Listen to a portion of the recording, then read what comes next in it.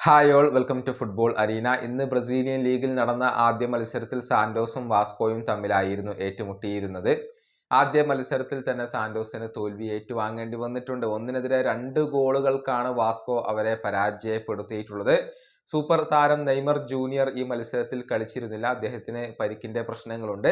അത് അവർക്ക് തിരിച്ചടിയാവുകയും ചെയ്തു എന്നുള്ളതാണ്. മത്സരത്തിന്റെ 21ാമത്തെ മിനിറ്റിൽ തന്നെ സാന്റോസ് ഗോൾ കണ്ടെത്തിയിരുന്നു. അൽവാരോ ബാരിയലായിരുന്നു അവർക്ക് വേണ്ടി ഗോൾ നേടിയത്.